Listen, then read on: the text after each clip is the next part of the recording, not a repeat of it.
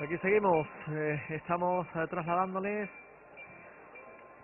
esta retransmisión a las 5 menos 8 minutos de la noche en esta jornada del 12 de mayo, y cuando estamos viendo cómo la Virgen ya está enfilando el trayecto que la va a conducir hasta el Arco del Chaparral. Lo tenemos al fondo con su fuente en primer término y ahora mismo en el Arco de la Campana. El Arco de la Campana me recuerda siempre una conversación que he tenido con vecinos de la zona, y que me hablan de que en tiempos no demasiado lejanos se colocaba una imagen de San José. Hay que decir que en la regla de 1758 se habla de los cultos que la Hermandad Matriz del Rocío dedicaba a San José, y a tal efecto, tanto cuando la Virgen venía como cuando llegaba a la aldea, la esperaba la imagen del santo. Por tanto, es un culto que ha estado hasta hace muy poco emparentado y vinculado con la tradición, y que, como digo, tenía presencia en este Arco de la Campana cuando la Virgen llegaba por el mes de agosto. Por cierto, que en la regla se habla de que, bueno, quizá no sea siempre posible hacer el culto a San José, ya que el culto preeminente, preponderante para la hermandad principal, era la romería, o entonces la fiesta del Rocío. Ya se hablaba en esos términos, y bueno, es llamativo que lo recordemos, encontrándonos como nos encontramos en ese emplazamiento. Les hablábamos de un personaje realmente importantísimo en la devoción rociera, como tantos y tantos que han ayudado a su expansión hasta alcanzar el día de hoy. Les hablamos de Juan Luis de Cózar y Lázaro, un sacerdote que promovió obras en la ermita. Por este motivo la Virgen vino al monte en 1915 para que pudiera realizarse la reparación de su ermita, y que, como decimos, después formó parte de la comisión que ayudó y costeó con las donaciones de tantos y tantos rocieros la corona con la que se vivió un auténtico hito en la devoción rociera con motivo de la coronación canónica de la Virgen el 8 de junio de 1919 por parte del cardenal Almaraz. Hay que referir acerca de este hecho que acabamos de contarles, de este aniversario, que precisamente la próxima venida coincidirá con el centenario de la coronación canónica de la Virgen. Bueno, pues será un aniversario tan gozoso, así lo esperamos, como el que se va a vivir en el mes de agosto con motivo del bicentenario del voto de acción de gracias que el pueblo de Almonte dedicó y decidió realizar todos los años el 19 de agosto, y que se conoce popularmente como el Rocío Chico, que arranca, bien lo saben todos ustedes, de la ocupación francesa de estas tierras y de la guerra de independencia que tuvo lugar entre las fechas de 1808 y 1813. Pero habíamos prometido contarles esa crónica que escribió el que entonces fue sacerdote en Almonte, y así vamos a detallarla mientras nos alegramos muy mucho de que la Virgen permanezca bajo ese Arco de la Campana todo el tiempo que lo está haciendo, aunque ya poquito a poco se va marchando. Eso significa alegría y felicidad para tantas personas que han colaborado en la confección de ese adorno, de ese exorno preparado para ella. La crónica dice, y volvemos a insistir en, porque así lo debemos, reconocer el mérito de la recuperación de este texto por parte de Santiago Padilla Díaz de la Serna, secretario actual de la Hermandad Matriz de Almonte. Vamos a dar lectura al mismo. Dice lo siguiente: la devoción a la Madre de Dios tiene profundas raigambres en la región andaluza. Por esto Andalucía es llamada con justicia la tierra de María Santísima. Muchas son las advocaciones con que se la venera, y en todas y en cada una de ellas encuentra el pueblo creyente el venero inagotable de dulcedumbres y bienandanza, pero singularmente bajo el poético título de Santa Madre del Rocío. Demostración concluyente de esta afirmación es la multitud heterogénea que la visita anualmente en su santuario, teniendo que hacer penosas jornadas y por ásperos caminos. La Virgen del Rocío es muy amada en Andalucía. Sus portentos se han difundido por doquier en alas de las más tiernas poesías, de las más conmovedoras composiciones musicales. En todas partes se la quiere, se la ama, se la venera, pero más intensamente, más ardorosamente, en la villa de Almonte que en parte alguna. La Santísima Virgen del Rocío es patrona del Almonte, y en todos los tiempos y a todas las horas ha demostrado ser verdadera patrona, acudiendo presurosamente a remediar las aflicciones de su pueblo. Y ciertamente llama la atención la manera y forma con que los vecinos de Almonte invocan y han invocado este patrocinio en las grandes calamidades públicas. Cuando el espectro aterrador del hambre se ha levantado en esta comarca, cuando el cielo ha tardado en enviar las lluvias que fertilizan los campos, cuando el azote de contagiosas enfermedades ha causado aterradora mortandad, entonces, cuando la mano del hombre es impotente para levantar un valladar que ataje desolación tanta, han invocado con gran confianza el patrocinio de la Virgen del Rocío, y nunca ha visto defraudadas sus esperanzas. Esta invocación se hace de una forma que llama poderosamente la atención del que por primera vez la presencia. Por espacio de 9 días se recorre procesionalmente las calles del pueblo, después del toque de oraciones, llevándose el estandarte de la peregrina imagen y rezándose el Santo Rosario. Si terminado este novenario el hambre no se ha ausentado, el cielo no ha enviado su rocío y el azote de la calamidad no ha cesado, se reúnen los cabildos eclesiástico y civil y acuerdan, para más obligar a la señora, el traerla desde su santuario a la villa de Almonte, acuerdo que se da a conocer con un sonoro repique de campanas. Este acuerdo inunda de gozo todos los pechos, que ven presto el remedio y el restablecimiento de la paz en todos los hogares. No encaja en este tema el relato de los prodigios obrados por María Santísima del Rocío en estas conmovedoras traslaciones, raíz de la gratitud y generosidad de los vecinos de Almonte. Sigue el relato con el traslado del simulacro, según reza. La aldea del Rocío se halla enclavada en las marismas de Almonte, distante 3 leguas de esta villa. Los caminos que la separan son en todo tiempo por demás penosos, pero singularmente en la estación del invierno, por quedar convertidos en una extensa laguna. Pero tratándose de trasladar la Santísima Virgen del Rocío, no hay obstáculos.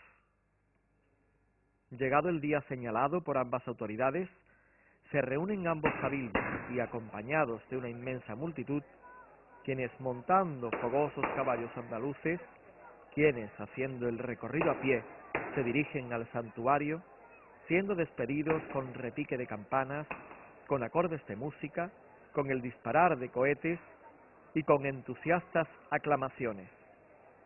Una vez en la aldea, todos se dirigen al santuario, dando vivas a la Virgen del Rocío, vivas a la blanca paloma, entre una formidable descarga de escopetas que atruenan aquellas soledades.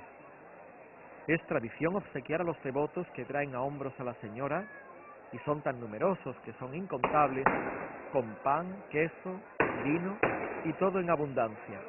Horas antes de organizar la procesión, se hace el reparto de esta recepción a presencia de las autoridades civiles y eclesiásticas. Termina esta frugal comida, y mientras se disponen los menesteres para el traslado, no se cesa ni por un momento de rezar salves, de hacer salvas y de dar vidas. Todo terminado, se echa a vuelo la campana de la ermita, anunciando a los sencillos aldeanos que la bondadosa señora de aquellos lugares abandona la casa que ella se edificó temporalmente. Este anuncio hace derramar abundantes lágrimas a aquella gente sencilla que ama muy tiernamente a María Santísima del Rocío, porque los consuela en sus angustias y los socorre en sus necesidades. Al dar las campanadas de las 12 de la noche, todos los acompañantes caen de rodillas en torno del simulacro. Se reza la plegaria que el sacerdote dice en alta voz y todos repiten. Terminada esta plegaria, se vela la dulce faz de la Virgen del Rocío con un pañito. Se reparten los faroles que alumbran a la Virgen y, precedidos de un práctico, portador de un farol de colores, es tomada en brazos de una masa humana y se dirigen a la villa de Almonte. Durante la trayectoria se hacen frecuentes paradas, se bajan de los caballos los jinetes y todos de rodillas rezan la salve, terminándose con una salva de escopetas, disparo de cohetes y ardorosos vivas. Es por demás fantástico el paso de la comitiva por aquellos apartados lugares y llama la atención la celeridad con que caminan a pesar del mal estado de los caminos, las más de las veces convertidos, como antes digo, en extensa laguna. Tradición popular es que la Virgen del Rocío haga su entrada triunfal en el pueblo, cuando la aurora envía sus primeras tintas, y para no quebrantar esta tradición, la marcha, ya a la entrada del pueblo, se hace con más lentitud y las oraciones se repiten con más frecuencia. Llegada la hora, es colocada la Virgen del Rocío en un lujoso altar que los vecinos de aquella barriada, conocido por el Chaparral, le preparan de antemano, embelleciéndolo con profusión de luces y polícromas y olorosas flores silvestres. Suenan alegres campanas, se oyen los acordes de la música, se disparan multitud de voladoras, se hacen ruidosas salvas de escopeta y entre murmullos de plegarias, de lágrimas y de vivas, hace su entrada con la majestad de reina magnánimo. A esta conmovedora ceremonia acuden, a más de los vecinos de Almonte, multitud de familias de los pueblos limítrofes que también la aman y la veneran. La traída de la Virgen es un hecho que queda grabado en todas las inteligencias, porque siempre es traída para remediar y consolar a sus devotos. A su presencia el espectro del hambre huye, el cielo envía el rocío y la enfermedad se destierra. Por eso el nombre de María del Rocío se encuentra en todas las historias populares de Andalucía. Prosigue este texto del que estamos haciendo una lectura que creemos muy oportuna y que aparece en la revista Exvoto, dedicada al fomento y la difusión del conocimiento de la devoción popular a Santa María del Rocío, con la permanencia, dice, del santo simulacro en el pueblo. Dice así: si la traída de la Virgen del Rocío de aquellas apartadas marismas se hace con una marcha vertiginosa, más bien para vista que para relatada, cuando es conducida por las calles del pueblo para ser llevada a la iglesia parroquial, se hace con lentitud, con grandeza, con majestad. Convenientemente se ha preparado el templo parroquial, un lujoso altar adornado con valiosa candelería de plata, con soberbios ramos de flores del mismo metal, con profusión de luces, y todo bajo regio dosel de terciopelo rojo festoneado con galón. Cuando la Virgen llega a la plaza popular, el entusiasmo sube de punto, estalla una salva de aplausos, se agitan multitud de pañuelos y desde los balcones se lanza una lluvia de pétalos de rosa. Tras no pocos esfuerzos, hace su entrada triunfal en el templo a los acordes melodiosos del órgano. Se coloca bajo el regio dosel y se le canta una solemnísima salve.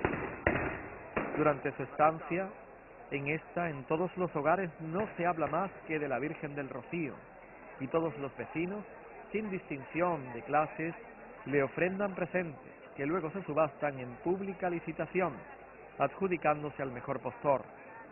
El cabildo eclesiástico no cesa durante su permanencia en esta de obsequiarla, celebrando funciones solemnes y cantando todos los días, a la caída de la tarde, salve solemne a la que concurren todos los vecinos.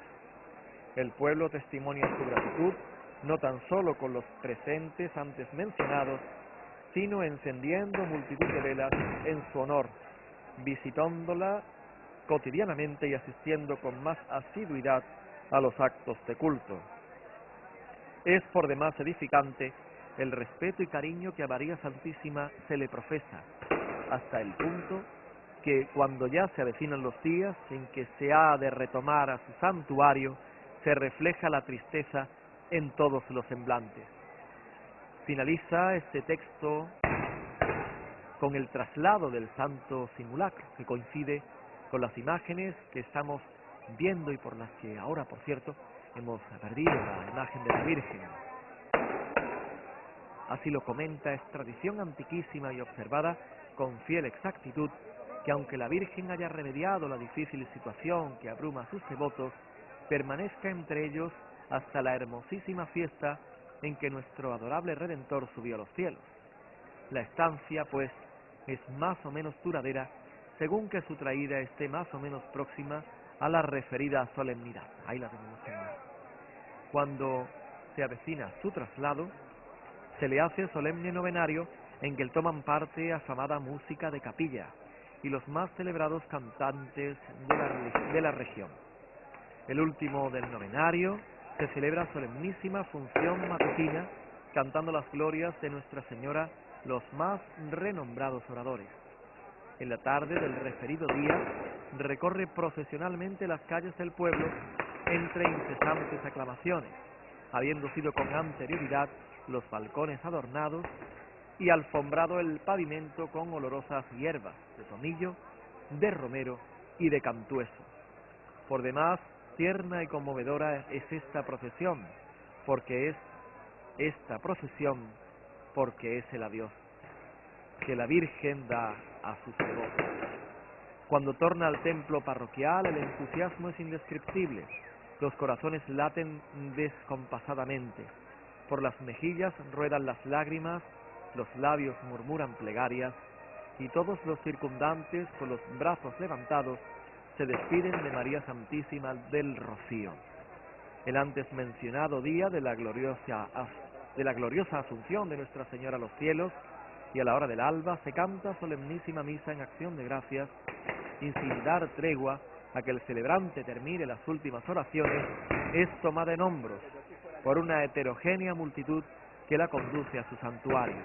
Cuando han llegado al mencionado lugar o barriada del Chaparral, se vela su faz y acompañada de multitud de jinetes montados en briosos corceles y de no pocos que hacen el recorrido a pie, es llevada a la aldea del Rocío.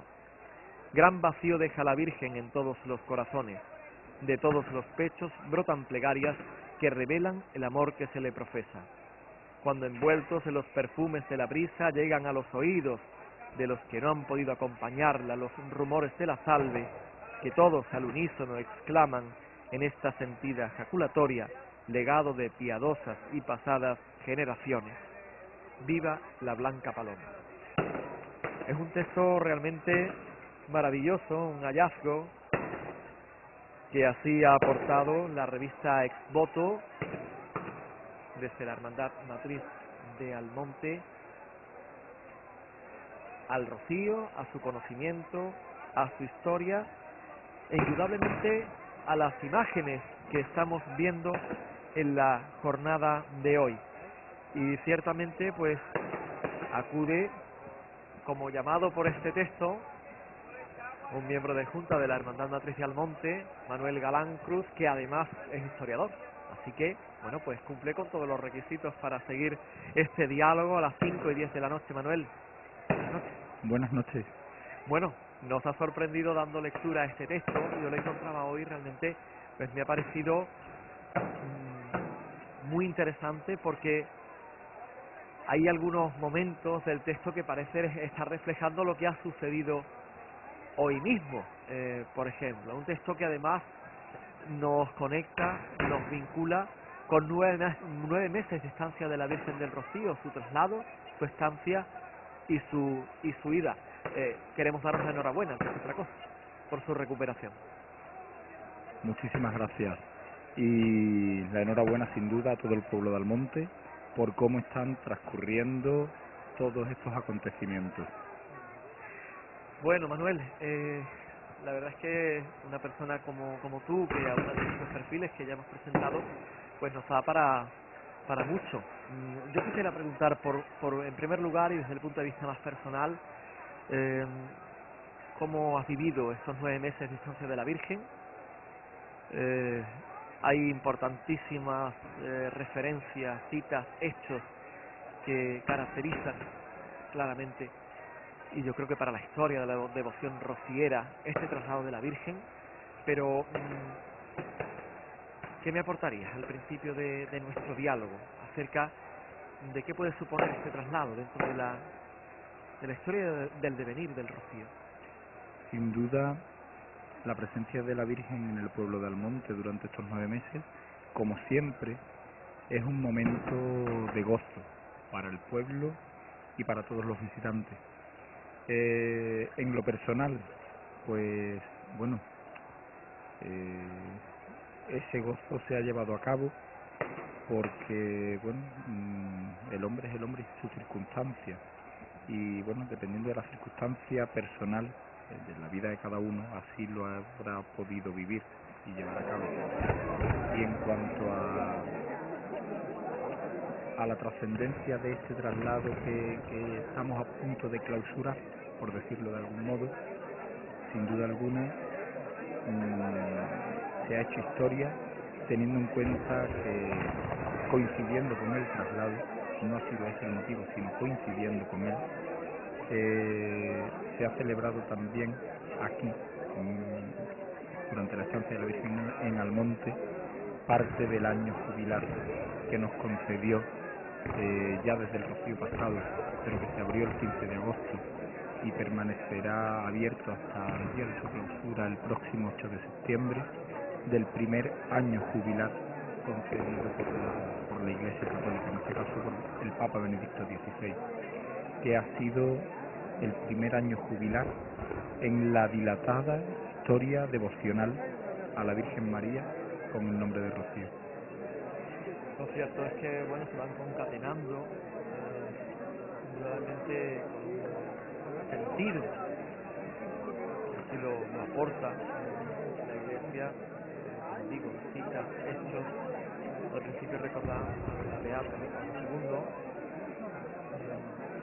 ahora en el año de la fe hemos tenido la dicha de estar viviendo, porque todavía nos quedan meses de celebración del año jubilar, y esta va a ser la primera romería. Se destacaba en la rueda de prensa en la que se comunicaban las novedades de la romería del Rocío Grande, también de las situaciones que iba a vivir o que está viviendo Almonte en este mes de mayo. Y como digo, bueno, pues se ponía mucho el énfasis en la primera romería que se celebra durante un año jubilar en la historia de la devoción rociera. Es un gran hecho, un gran acontecimiento, Manuel. Sí, sin duda alguna, porque como decía, son más de 7 siglos de historia documentada, la historia de la devoción a la Virgen del Rocío, pero en los más de 700 siglos de historia, resulta que estamos viviendo en el primer año, por primera vez, un año jubilar, la celebración de un año jubilar en torno a esta devoción. Estábamos también concatenando fechas. El próximo traslado será en el 2019, que ahora parece que queda un mundo, y sin embargo si miramos atrás, pues el tiempo pasa volando, ¿verdad? Y tenemos muy cerca en la memoria anteriores traslados que ya hemos vivido. Y precisamente, si mal no recuerdo, ahí aludo a tu carácter de historiador, fue Benedicto XV quien concedió la coronación canónica de la Virgen del Rocío. Es curioso que Benedicto XVI haya sido Así es. el que haya entrado también en la historia de la devoción a la Virgen del Rocío con una concesión tan importante, ¿no? Tan importante, ya lo creo que sí. Tan importante que ha permitido, bueno, pues ganar la indulgencia plenaria a tantísimas miles de personas desde el pasado 15 de agosto que se abrió el año jubilar y hasta el 8 de septiembre próximo que se clausure. Serán muchísimas más las personas que tendrán la oportunidad de poder alcanzar la indulgencia plenaria.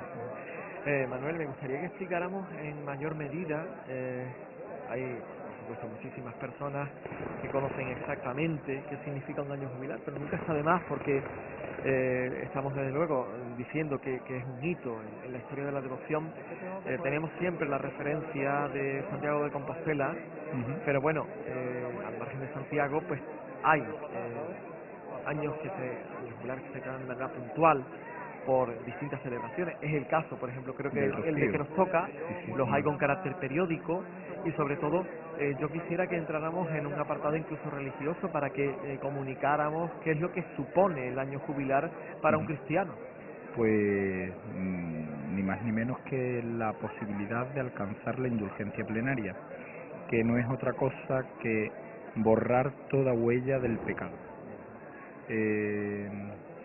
Cuando nos confesamos, el sacerdote, en nombre de Dios, nos perdona los pecados, porque Dios es misericordioso, pero también es justo. Entonces ese pecado deposita en nosotros un residuo, igual que el café deja un pozo, pues lo mismo nos deja una huella, una cicatriz.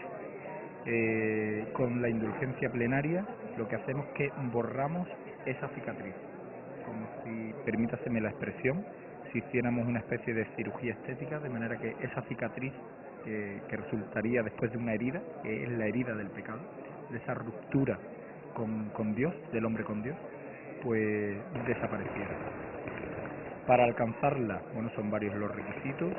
En la guía del peregrino está bien especificado, y en los lugares, porque se alcanza allí donde esté la Virgen del Rocío, de manera que se podía alcanzar en el Rocío desde el 15 de agosto hasta el día 19 que vino, y desde el 20 que llegó hasta hoy que se ha marchado, pues se ha podido alcanzar en la parroquia de Almonte, y nuevamente desde mañana que llegue al santuario marismeño, pues nuevamente podrá seguir alcanzándose allí hasta el próximo 8 de septiembre. Entonces, este es uno de los requisitos, alcanzarlo allí donde esté la Sagrada Imagen de la Virgen.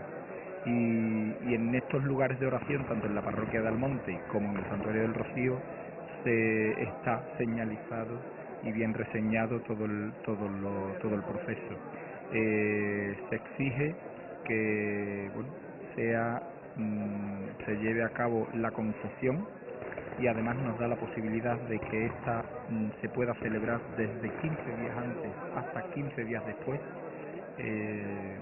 La confesión, la comunión eucarística, una oración mariana ante la Sagrada Imagen de la Virgen del Rocío, dícese un Ave María, un rosario, una salve, un ángelus, cualquier oración mariana, un rato de oración ante la Sagrada Imagen de la Virgen del Rocío, y orar por las intenciones del Papa, por las intenciones del Santo Padre, así como rezar el credo en comunión con toda la Iglesia. Bueno, quisiera también conocer, porque seguro que nos vas a aportar conocimiento acerca de explicaciones acerca de cómo está marchando el año jubilar, y sobre todo, lo decíamos con anterioridad, la presencia de grupos, asociaciones que seguro que se han interesado por este particular y que así han alcanzado, han ganado el jubileo. ¿Qué experiencia me puedes contar, tanto del santuario como de la parroquia, de esa llegada de colectivos, de, digamos, distintas procedencias, pero con un mismo fin, evidentemente? Pues de ser de una riqueza espiritual impresionante.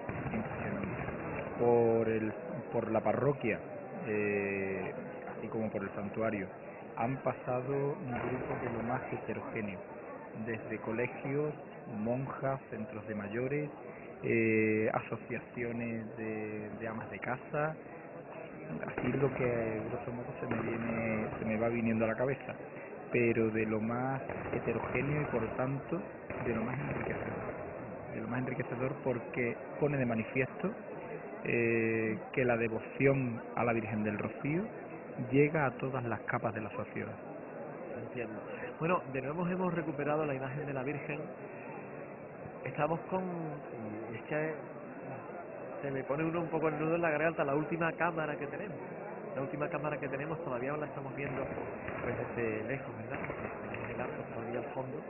Pero hemos realizado, como en la retransmisión del domingo pasado, pues un seguimiento de la Virgen desde distintos puntos a lo largo del recorrido. Nos queda uno, Manolo. Nos queda uno. Y es curioso, estamos viendo imágenes de lo que ahora es proximidad, cercanía, calor, acogida, y estamos realizando estas declaraciones y estos comentarios y estas aportaciones de viva voz en un entorno que ya es el rutinario, el habitual de Almonte, ¿verdad? Sí, que bueno, podemos decir que ya es pasado. Eso es. Algo así. Estamos comentando el presente desde el pasado, pues, sí, Ujú. porque estamos aquí en una plaza que ya guarda pues los sonidos habituales Y de es cualquier que ha sido día. el epicentro, esta plaza ha sido el epicentro durante estos casi 9 meses que la Virgen ha estado en la parroquia de Almonte, el epicentro y donde se han congregado todos estos grupos que venimos diciendo con anterioridad, ¿no? Pero que, bueno, en la historia de este traslado,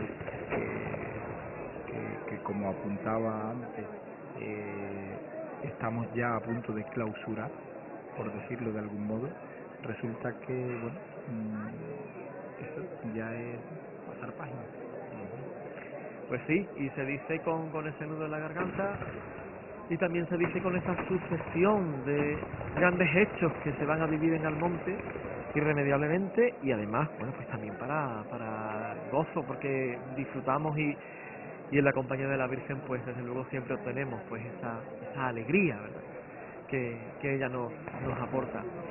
Hemos hablado de la guía del peregrino como referencia, hemos hablado también de la revista Esvoto, y yo quiero también preguntar al historiador, porque es una circunstancia pues yo creo muy digna de destacar la labor, y te nombraba hace una semana justo la anterior retransmisión, la labor que historiadores, quiero recordar también a José Luis López Peláez también, por ejemplo. Yo sabía que alguien se me olvidaba, porque son muchos afortunadamente los que están revisando actas capitulares, revisando protocolos notariales, revisando documentos privados, y se están conociendo muchos detalles y muchas cosas que yo creo que resultan muy agradables, porque, y lo hemos dicho, en la profundidad de lo que vivimos arranca de un pasado en el que todas estas experiencias al lado de la Virgen se vivían con la misma intensidad por parte de generaciones anteriores.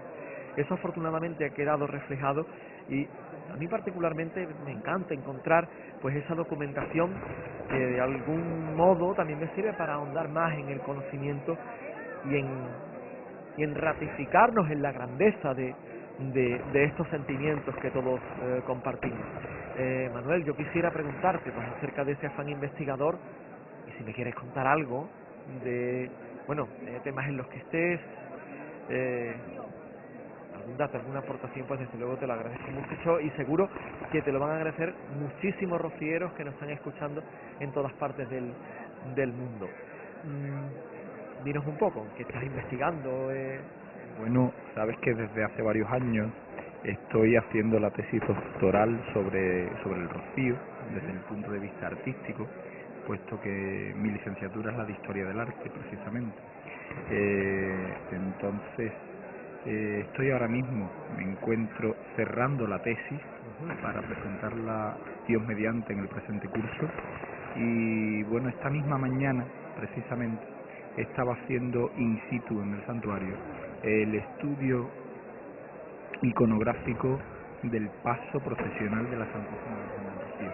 Esta misma mañana, puesto que tenía que aprovechar, bueno, que la Virgen todavía estaba en Almonte vestida de pastora, el paso estaba ahora mismo, bueno, pues allí en la capilla donde se guarda todo el año que la Virgen está en el retablo, de manera que he aprovechado para minuciosamente poder extraer todas las inscripciones que en La Plata se grabaron en el año 33, que es el año en el que el paso se hizo. Este tema del que me hablas, ahora estamos viendo, ¿verdad?, un momento en el que, bueno, porque estamos pudiéndolo enfocar, pese a que está muy lejos, no podemos escucharlo, pero esos momentos de rezo ante la Virgen. Digo que el tema que me ayudas a incluir en esta retransmisión me vincula con un asunto que a mí particularmente, y por la preparación de estas retransmisiones, me está llamando mucho la atención, y es la vinculación de grandes artistas de la zona, que actuaron, digamos, en esta zona de influencia, en el radio de Sevilla, Huelva, Cádiz, sobre todo en el área sevillana, bueno, y su presencia en artística, en su quehacer artístico, en la devoción a la Virgen del Rocío y en las obras que tiene. Por ejemplo, hoy mismo leía la vinculación de Juan Manuel Rodríguez Ojeda, el gran bordador, hoy se diría diseñador, desde luego, porque era una auténtica maravilla en el diseño de tantas piezas que conforman, digamos, una estética, sobre todo en el apartado cofrade, pero por extensión también en las devociones más arraigadas. He leído algo relacionado con él, también bien conocida la vinculación de Juan de Astorga en el Paso de la Virgen. Me estabas hablando precisamente del Paso de la Virgen, y bueno, pues por ejemplo podemos hablar Francisco de Acosta, creo, ¿no? El hijo de Cayetano de Acosta, el hijo de Cayetano, Francisco de Acosta el Mayor, exactamente, primogénito que realizó el retablo de la Virgen en la antigua ermita en torno al año 1780, y que se doró en el pueblo de Almonte. Se doró en el pueblo de Almonte. Yo quería decir esto porque, bueno, la devoción a la Virgen alcanza cotas cada vez mayores, que a todos nos admiran, bueno, y que también nos explicamos, ¿no? Porque los que conocemos esa devoción y estamos cerca, pues también entendemos por tanto el arraigo que va adquiriendo en tantos lugares. Pero bueno, a mí me resulta muy llamativa la vinculación de tantos tan buenos artistas y en distintos periodos con bueno, pues sus producciones relacionadas con la Virgen del Rocío, Manolo. Sobre todo porque bueno, sí, había una parte de la historiografía que hablaba de una ermita perdida, quizá en la Baja Edad Media, pero cada vez yo creo que se está comprobando que la Virgen del Rocío fue una devoción con una extensión comarcal, pues ya que incluso desde el siglo XVI importantísima, bien conocida y extendida. Sin duda, eso lo pone de manifiesto el nacimiento de las primeras hermandades filiales, como en los pueblos colindantes a la aldea del Rocío empiezan a nacer aquellas hermandades, aquellos grupos que se van constituyendo en hermandades, y bueno, dícese Villamanrique, Pilas, el puerto de Santa María, Rota, Sanlúcar de Barrameda, Moguer, todos los pueblos, La Palma, todos los pueblos que están colindando con la aldea del Rocío. También es un tema muy interesante porque además creo que ya recurro claramente a ti como historiador, resulta muy interesante además la mentalidad moderna, ¿no? Incluso, bueno, por la ausencia de una conexión entre las provincias de Huelva y de Cádiz, tenemos que cambiar el chip, la mentalidad, y entender que el Rocío, cuando los caminos eran los caminos rurales que conocemos, no era el término y fin de un camino, era todo lo contrario. Al revés, así es, era un nexo de unión, era el lugar donde estos caminos se cruzaban. Donde se cruzaban y eso dio origen quizá a que la devoción expansión. A que la devoción se divulgara con esa facilidad. Hoy leía de distintos autores, no lo recuerdo y perdónenme, pues cosas tan bonitas en Almonte que hablan de la historia, ¿no? De la antigüedad y de la relación Llegó a haber incluso devoción a la Virgen del Rocío en la propia ciudad de Cádiz, ya a mediados del siglo XVII. Ajá. Ese documento lo pude encontrar buscando otra cosa, todo se ha dicho. Me apareció aquello y me llamó muchísimo la atención, y resulta que es el documento más antiguo que acredita la devoción a la Virgen del Rocío, patrona del Monte, en la capital gaditana, y se conserva en el Archivo Municipal Almonteño, en un acta capitular, y bueno, tiene fecha 1669. Ajá. Y es curioso, aprovecho también para reseñar que curiosamente la Virgen del Rocío, que en Cádiz recibe culto en la parroquia de San José, que está fuera de las murallas de Cádiz, en lo que se conoce como el Cádiz de extramuros, resulta que la Virgen del Rocío desde el siglo XIX es copatrona de los extramuros de Cádiz. Ajá, bueno, qué curioso y qué bonito. Curiosamente, allí en aquella misma parroquia es donde está enclavada la hermandad filial de Cádiz. Qué interesante, y como además, bueno, pues, como digo, muy pertinente recuperar todo este pasado, toda esta tradición, esta historia que está desvelando pues muchas verdades, muchas certidumbres, y también, ¿por qué no?, algunas de otras sorpresas en torno al conocimiento y la devoción de la Virgen del Rocío en tantos lugares. Hemos hablado de Cádiz y hablaremos después también de los puertos, pero Manuel, ¿es cierto que había o hay en la iglesia de Santana de Sevilla algún cuadro de la Virgen del Rocío y que se le profesó devoción? Pues ya de eso no tengo, No he llegado a leer. noticia directa. En cualquier caso, sí quisiera, y por eso menciono un barrio marinero, como es el de Triana, y tú has mencionado Cádiz, porque otra no sé, pues de llamarlo sorpresa, certidumbre, en cualquier caso, asunto de muchísimo interés vinculado con la historia de la devoción rociera. Hablabas nexo de caminos, pero la vinculación de la Virgen del Rocío con el mar, con la carrera de Indias, con barcos que llevaban como nombre Virgen del Rocío. Y puede ser incluso porque al estar enclavado el Rocío en el lugar en el que está, que era, como decía antes, un lugar de cruce de caminos, y unía los pueblos del Aljarafe, del Condado, con los de la costa de Huelva y la costa gaditana. Probablemente eso fuera motivo para que esta devoción estuviera tan relacionada con el mar. De hecho, y es curioso que el exvoto a la Virgen del Rocío más antiguo que se conserva, que es del siglo XVIII, se trata de un exvoto marinero. La lástima es que por el estado de deterioro de la franja inferior, donde aparecía antaño su leyenda escrita, se ha desaparecido, y no hemos podido extraer más que algunas palabras sueltas que no nos ha podido facilitar en nada ni el milagro que se produce, que sí se intuye que fuera un naufragio, pero lo más interesante era la procedencia. No sabemos de dónde procede, pero claramente es un exvoto marinero, y curiosamente el más antiguo de toda la colección. Pues como digo, curiosidades muy llamativas. Hay que decir que aunque Sevilla era metrópoli, pero Sanlúcar era el último puerto en el que podían atracar los barcos antes de marchar a América. Bueno, y Sanlúcar y el Rocío, digamos, en línea recta, claro, en línea recta están muy cerca.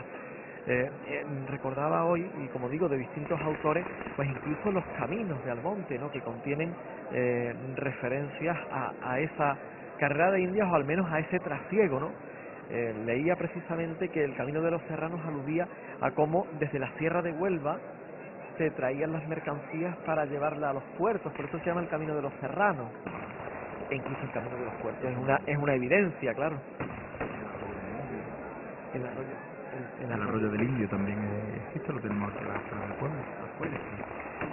Bueno, y seguimos con la Virgen y con esa estampa.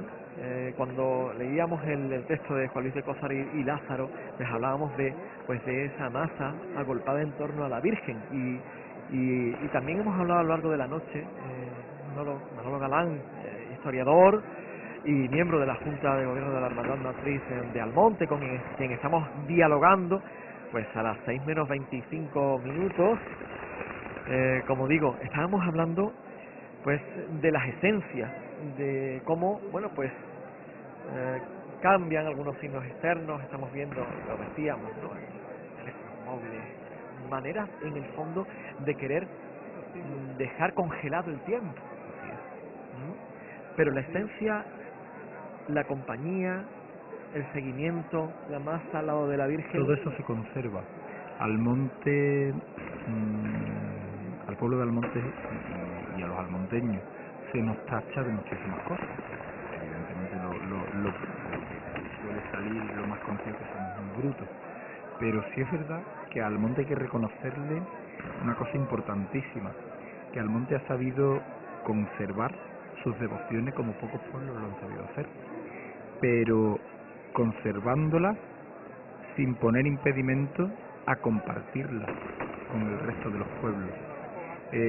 Bueno, buen ejemplo de todo esto que digo está en la cantidad de hermandades filiales que hay de la matriz almonteña y del número altísimo de hermandades ya canónicamente erigidas que están esperando a ser admitidas. Y bueno, y que la familia rociera a día de hoy sigue creciendo. Las últimas hermandades ahí están, Chipiona y Castrense, y bueno, eso demuestra todo ello. Y sí es verdad que con toda la influencia externa que el pueblo de Almonte tiene a lo largo de todo el año, muy especialmente es evidente en actos como el que estamos viviendo hoy, del traslado o en la romería de Pentecostés, pero Almonte ha sabido mantener sus tradiciones fielmente, sin dejarse influir desde el exterior. Ahora que estoy viendo precisamente esas imágenes, estoy recordando cuando hace 9 meses, casi 9 meses, como tú bien dices, porque un día sin la Virgen pues también ha de ser contado. No han sido los 9 meses, ha sido un poquito menos, también hay que decirlo. Estoy recordando cuando estábamos aquí en este mismo sede, en el Ayuntamiento de Almonte, y leía un acta capitular de 1730. En ese acta capitular se habla de la llegada de la Virgen al Chaparral, y se habla de la decoración, de cómo el cura más antiguo de la villa le destapaba el rostro. Y era el texto prácticamente se podía leer y servía para contar el momento que estaba ocurriendo en 2000, exactamente, claro. 2012. Ajá, así es. Además el acta capitular más antiguo que conservamos que nos hable de la llegada de la Virgen del Rocío al Alto del Molinillo, del Chaparral, y que además allí era desvelado su rostro. Por lo tanto ya sabemos que venía cubierto para protegerlo de las inclemencias. Son muchos los hechos que ha vivido Almonte en compañía de la Virgen. La verdad es que es una auténtica maravilla ir ahondando en esos textos y encontrar en esencia el mismo pueblo de Almonte. Las historias de Almonte y del Rocío no se pueden separar, Y además se ha puesto de manifiesto en multitud de ocasiones la relación materno-filial de la Virgen del Rocío para con el pueblo de Almonte. Particularmente, para preparar las retransmisiones, pues claro, damos lectura a varios libros. La verdad es que los historiadores nos tenéis muy ocupados si queremos estar al día, porque afortunadamente vais extrayendo de todos esos documentos mucha materia y de muchísima calidad.